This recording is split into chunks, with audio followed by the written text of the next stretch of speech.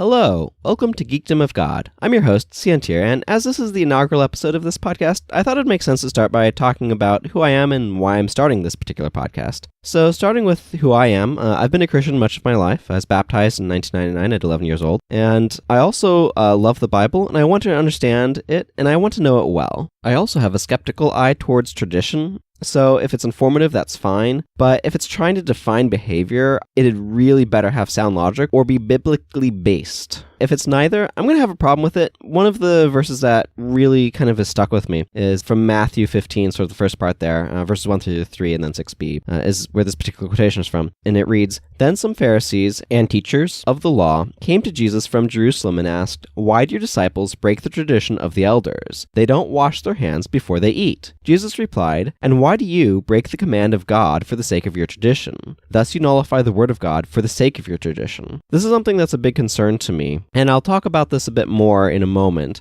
which I might as well get to. So why am I making this podcast? And this is where I expect to speak a little bit more here. So there's a couple of important reasons. The first one is that I'm very passionate about saving the lost. This is some Christian jargon. The lost being people who aren't Christian. This sort of metaphor has some of its derivation in a parable that Jesus gave about lost sheep and the shepherd going after. So this particular parable is there are 100 sheep, the shepherd has 100 sheep, and one of them goes missing. And the shepherd will leave the 99 sheep that he still has and go find that lost sheep. And when he has found it and retrieved it, he'll have a great feast and a great celebration because the sheep that has been lost has been found. And so this sort of idea is throughout the New Testament. And then I'm also passionate about sharing about who God is. I think that this is really important. It's really important to know who God is, and I think he's been really badly misrepresented for a lot of reasons. And this kind of brings me to the final big bullet point that I have, which is I'm really concerned about the corrupting power of false teachings and heresies. One of the things that I'm concerned about, actually, is that I think the incredible fanaticism around heresies of earlier Christian eras has damaged, or perhaps introduced a hesitancy to Christians to call out things as heresies. But if you read a lot of the New Testament, there is constant discussion about the dangers of false teachings, of false teachers. And even throughout the Old Testament, there's concerns about false prophets. This is something that I'm really concerned about today. I think there's big issues with this, especially throughout the American church, which is where I'm sort of centered. And I'm especially concerned because I think these two things have really badly damaged my first two passions there that I talked about. I think that corruption, false teachings, and heresies have really negatively impacted the church's ability to save the lost. There's been focus problems that have caused issues here. And this is something that I'm going to be talking about over a number of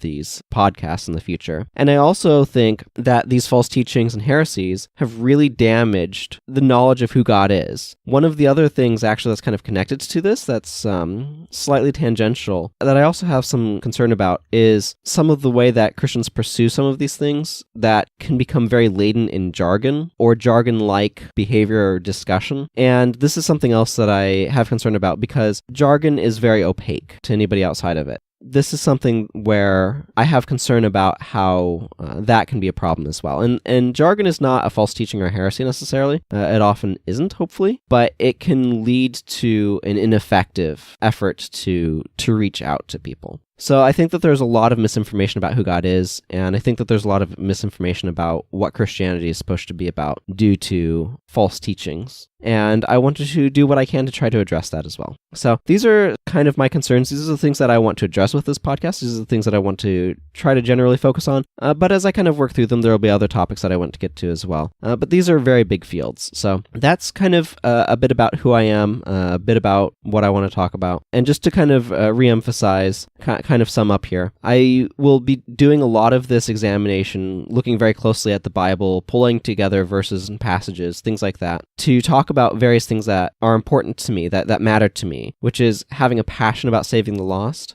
being passionate about sharing who God is, and being really concerned about the corrupting power of false teachings, heresies, and also the way that tradition can play a role in causing these problems. So that's a bunch of topics right there that are going to be, especially at the beginning here, some of the earlier on subjects. So with that, if you have any further questions about what this is going to be, please feel free to contact me. Take care, everyone. Bye-bye.